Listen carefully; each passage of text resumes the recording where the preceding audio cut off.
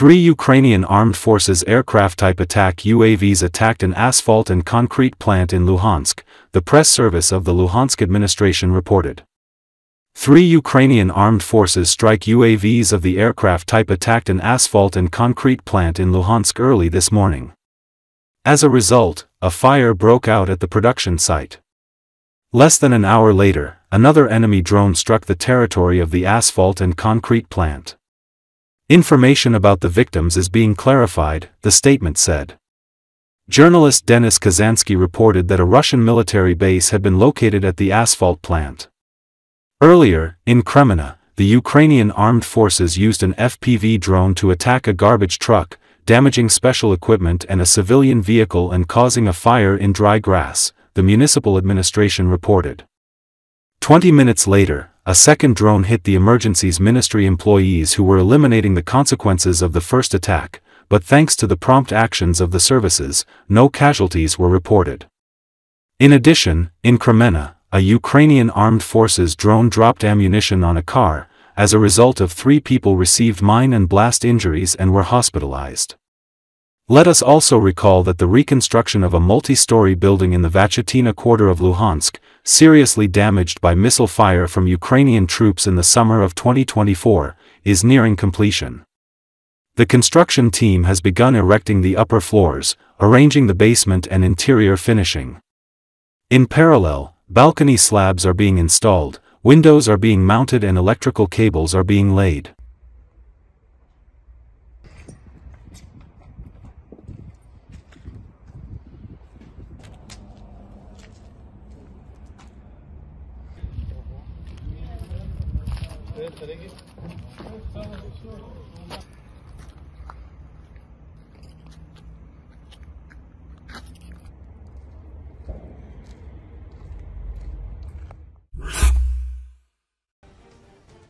A growing body of evidence suggests that Russia's military recruitment drive is now entangled with the country's vast network of modern slavery. Human traffickers are supplying enslaved individuals to military commissariats, capitalizing on state incentives designed to encourage voluntary enlistment. According to OSINT researcher Chris Owicki and Radio Liberty, Russian traffickers are exploiting official enlistment bonuses offered by regional authorities to boost volunteer recruitment to sell victims directly to military offices. These payments, often between 35,000 and 100,000 rubles or approximately $430 to $1,240, have created a parallel market for forced enlistment. United 24 Media reports. Russia has the highest rate of modern slavery in Europe. The Global Slavery Index estimates that 1.9 million people are living in servitude in the country. Victims include migrant workers and Russian citizens in vulnerable conditions, some with disabilities, others targeted due to poverty or lack of documentation. Traffickers previously profited by selling people into labor exploitation, but with war demand rising and enlistment payouts increasing, the front lines have become the most lucrative destination. Reports indicate that slaves are now being funneled directly to military commissariats in exchange for referral bonuses. Once in custody, many victims are drugged or physically abused to ensure cooperation.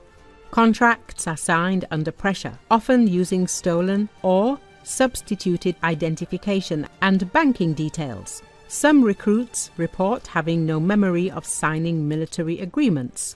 In numerous cases, their pay and benefits are redirected to those who trafficked them.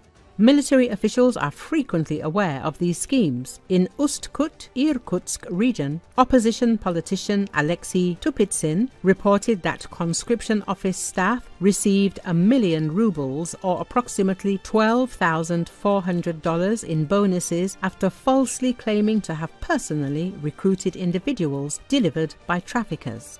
According to reports, most victims of forced military recruitment never make contact with advocacy groups. Many are killed shortly after deployment. Their wages and government benefits are often redirected to third parties through fraud. Enlistment bonuses have become widespread across Russia. In 2024, the governor of Yaroslavl tripled the regional incentive to 100,000 rubles or $1,240. Similar programs operate in at least a dozen other regions. Official recruitment platforms encourage any friend, relative or acquaintance to refer candidates, including local officials and military staff. As the war continues, human rights groups warn that Russia's military machine is increasingly relying not only on volunteerism or mobilization, but on the buying and selling of human lives.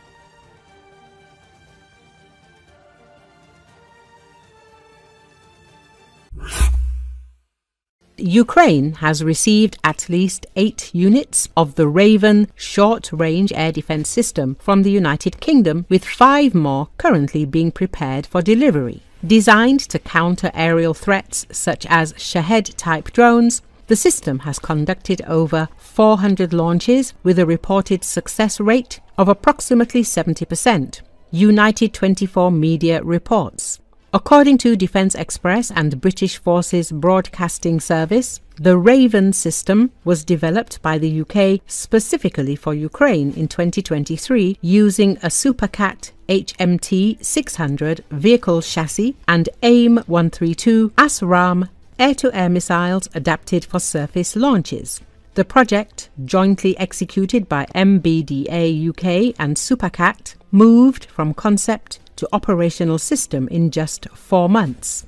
Development was led by the Royal Air Force's Air and Space Warfare Centre in response to Ukraine's critical need for mobile air defence platforms. A distinctive feature of the Raven system is the use of launch pylons originally intended for Tornado, Jaguar and Hawk aircraft. These allow the missiles to be launched both from within the vehicle cabin and from a remote control station. Each ASRAAM missile weighs 88 kilograms, can reach speeds of up to Mach 3 and is capable of engaging targets up to 15 kilometers away when launched from the ground. Its 10-kilogram warhead is designed to neutralize a wide range of aerial targets. Training for the system involved 40 Ukrainian personnel, who upon return became instructors for further deployment with Ukraine's armed forces. The Raven has since become an active component in Ukraine's air defense, particularly effective against loitering munitions and low-flying drones. BFBS noted that as the intensity of Russian aerial attacks has increased and the supply of long-range systems like the Patriot has become more complex, the role of the Raven system in Ukraine's air defense architecture has grown significantly. Earlier, experimental VBAT drones from Shield AI were secretly tested by the Ukrainian Armed Forces in real combat conditions to assess their resilience against Russian electronic warfare systems.